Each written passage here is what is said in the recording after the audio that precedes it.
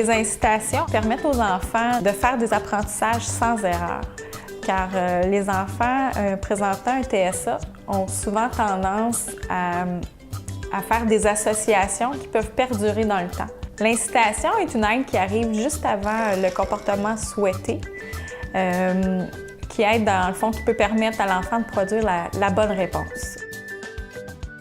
On a l'incitation physique qui consiste dans le fond à guider physiquement l'enfant pour produire l'habileté.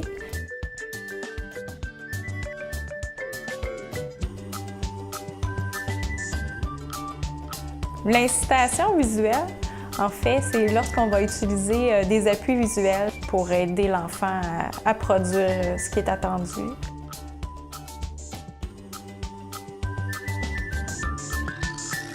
L'incitation gestuelle, en fait, est une incitation qui ne comporte pas de paroles, qu'on va utiliser des gestes pour aider l'enfant, dans le fond, à produire l'habileté attendue. On va aussi utiliser l'incitation verbale, qui consiste à donner une consigne ou un mot-clé pour aider l'enfant.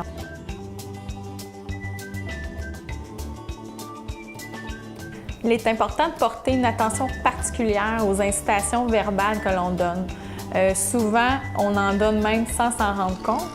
Puis, c'est un type d'intervention qui est plus difficile à estomper, qui est plus difficile de diminuer l'aide. On peut faire nommer des objets ou des choses à l'enfant.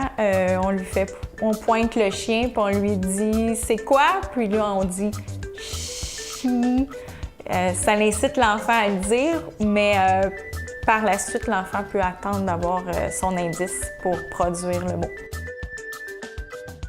L'incitation par positionnement consiste à placer les objets dans l'environnement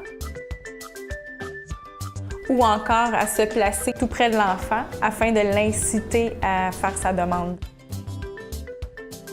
Le modelage, en fait, c'est un type d'incitation qui consiste à donner le bon modèle, soit physique, c'est-à-dire par imitation, entre autres, vidéo ou encore verbal.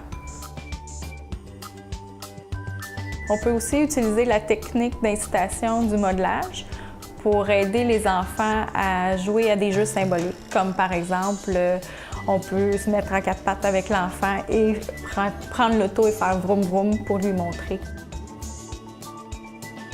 Les incitations aident aux enfants à accorder l'importance aux bons stimuli. C'est très important de porter une attention particulière parce que les enfants présentant un trouble dans le spectre de l'autisme peuvent facilement devenir dépendants des incitations, d'où l'importance de les estomper.